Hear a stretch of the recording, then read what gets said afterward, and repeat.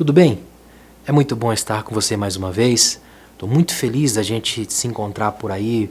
Muita gente vem falar comigo, está sendo muito legal o feedback que eu recebo. O meu abraço a todo mundo que eu tenho encontrado por aí. E que a gente muitas das vezes vão conversando sobre o que a gente já fala aqui. É muito legal esse retorno que vocês me dão. Que Deus abençoe vocês. Eu tenho um tema para hoje muito interessante. O Apocalipse e as nossas distrações. O livro do Apocalipse e as nossas distrações. Eu acho que é difícil encontrar um livro na Bíblia que mais nos cause distrações do que o livro de Apocalipse. Tanto que, na maioria das vezes, quando a gente vai falar sobre esse livro, você já percebeu que as pessoas por si só já têm uma série, uma gama de emoções e de sensações, menos o foco ideal do livro, que é Cristo? É estranho isso. É um livro que trabalha muito dentro do aspecto das distrações. E é muito importante a gente entender isso, focalizar, canalizar a nossa atenção para a essência do livro. Olha que interessante. O livro do Apocalipse, essa palavra é um termo grego que significa revelar. E o Gene Peterson conta de um modo muito interessante como seria a gente ver o impacto dessa palavra hoje. Então ele coloca uma imagem mais ou menos assim. Imagine você na cozinha da sua casa, alguma pessoa cozinhando lá, sei lá, sua esposa, sua mãe cozinhando, e você começa pelos cheiros a tentar descobrir o que está sendo feito. E aí dá uma dica, outro diz uma outra dica, alguém fala por causa do pimentão ou do tomate, e por aí vão tentando descobrir. Até que alguém levanta, vai até a panela e tira a tampa.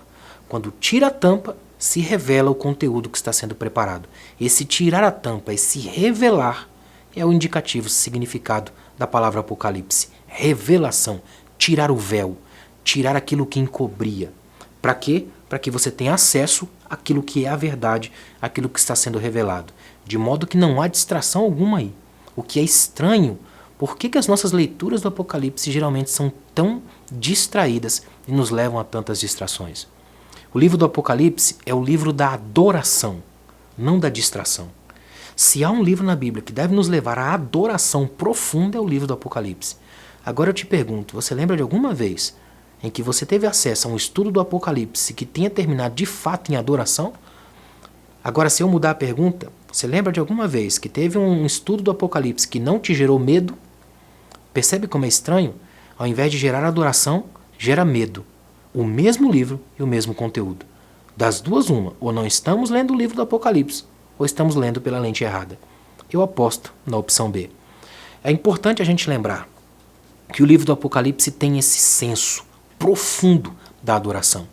Interessante que eu fico olhando João, que é o autor do livro, que era um pensador, um poeta e um pastor tremendo.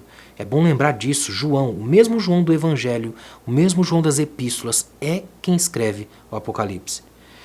E João, mesmo ele sendo autor, ele não se poupou de colocar duas vezes ele na tentativa de adorar o anjo que lhe comunicava as visões. É muito interessante isso.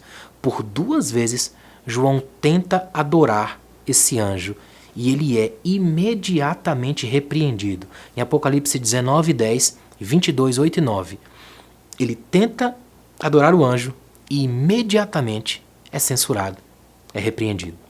Agora, olha que interessante. João, o autor do Apocalipse, coloca por duas vezes esta repreensão, duas vezes a tentativa de adorar.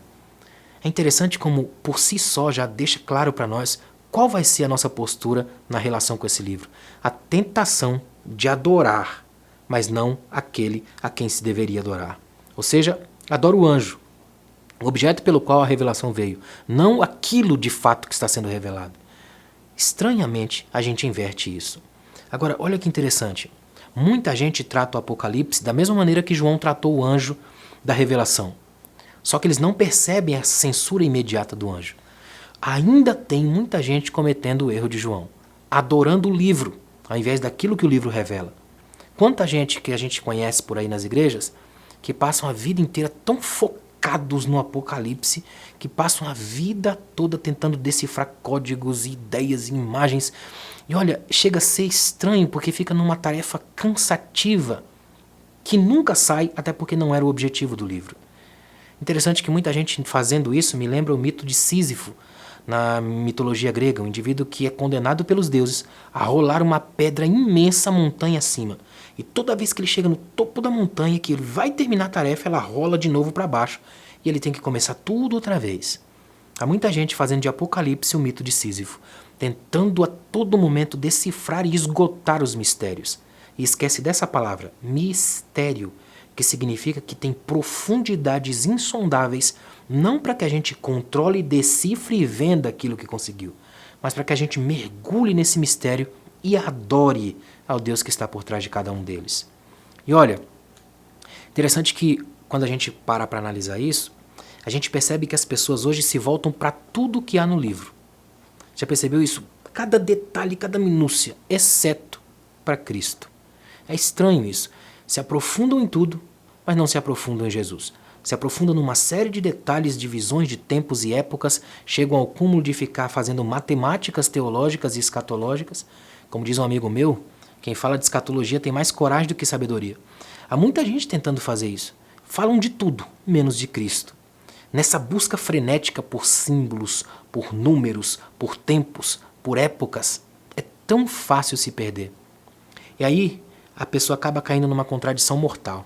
Ela mergulha naquilo que revela Cristo na profundidade, mas não encontra o Cristo revelado. Por quê? Porque deu valor à vitrine, não ao que está por dentro, ao rótulo, não ao conteúdo. Quando isso acontece, você vai terminar do mesmo modo que João, adorando anjos, ao invés de adorar ao Deus que ordena os anjos. É importante lembrar disso. Outra coisa que é fundamental. Quando você pensar sobre o Apocalipse e as nossas distrações, lembre-se de 3 coisas que eu vou pontuar. Primeiro, é muito mais fácil entregar-se ao êxtase do que obedecer. Por que muita gente na leitura do Apocalipse cai no erro da distração? Porque fica tão empolgado com a sedução do mistério que entra no êxtase. A palavra êxtase vem do grego êxtase, ou seja, extasiado, para fora de. Quando você está com êxtase, fica fora de si. Não é à toa que quando volta para si diz agora eu caí em mim, caindo em si. Então, por causa do êxtase, que é uma coisa até gostosa, uma sensação maravilhosa, muita gente prefere o êxtase do que o caminho da obediência. Do que simplesmente perceber que aquilo são verdades profundas, não apenas para criar rótulos e vendagens, mas coisas que eu preciso obedecer a Cristo, a vigilância, ao conteúdo daquelas 7 cartas, por exemplo. Então é muito mais fácil entregar-se ao êxtase do que obedecer. Segundo, e olha que interessante, o sobrenatural é sempre sedutor. O que significa isso? É fácil esquecer da vida comum. Cuidado com espiritualidades sensoriais demais. Tudo que é sensitivo, toca a pele, aquela coisa de sentir o tempo todo. Isso te leva muito para uma carga de sobrenatural. A tal ponto que você despreza o mundo normal, o mundo das convivências, o mundo das pessoas, da vida comum. Então é muito perigoso isso. Cuidado com a sedução do sobrenatural. Quanta gente se entregando a isso, fazendo com um malabarismo imenso que deixa as plateias ávidas por mais. Sabe por que muita gente se dedica de cabeça a essa visão e essa leitura sedutora do Apocalipse? Porque vê o gosto no olho da plateia. E aí essa relação é perigosa. Eu alimento a plateia com êxtases e ela me alimenta com esse desejo cada vez por mais. Isso acaba colocando a gente numa espiral que não para nunca. Outra coisa muito importante. Jesus Cristo é o principal assunto do livro. Se alguém te perguntar do que se trata Apocalipse, trata-se de Cristo. Ele é o centro da Bíblia e do Apocalipse, o tempo todo. Lutero escreveu que se você pegar uma faca e rasgar a Bíblia de Gênesis a Apocalipse, ela sangra. E esse sangue é o sangue de Cristo. Cristo é o centro das Escrituras, principalmente do Apocalipse. De modo que olhar para o Apocalipse sem distrações é olhar para Cristo. Não para anjos, não para dragões, não para monstros, não para tempos, nem eras. Mas para Cristo, que é alfa e ômega, princípio e fim. E que deixou uma coisa linda no Apocalipse. Eis que venho sem demora. Esse demora que é bonito. Ele não disse assim, ó, eis que venho rapidinho, ou logo, é sem demora. Esse é o original. Demora é o que mais mata a gente na espera. Não é que a gente não gosta de esperar. O que nos atrapalha de fato é a demora. Então Jesus tira a demora da espera para a gente poder esperar em paz. O termo no grego é taxei, de onde vem a palavra portuguesa táxi, com a urgência com que se chama um táxi. é lembrar de uma vez por todas que toda vez que eu olho para o Apocalipse, o meu olhar corre o risco de ser sequestrado por alguma distração. Mas se eu mantiver esses olhos em Cristo, além de eu captar a essência do livro, eu ainda consigo ter a certeza feliz de que mirei o alvo certo e o melhor, eu fui achado por Ele. Que Deus te abençoe.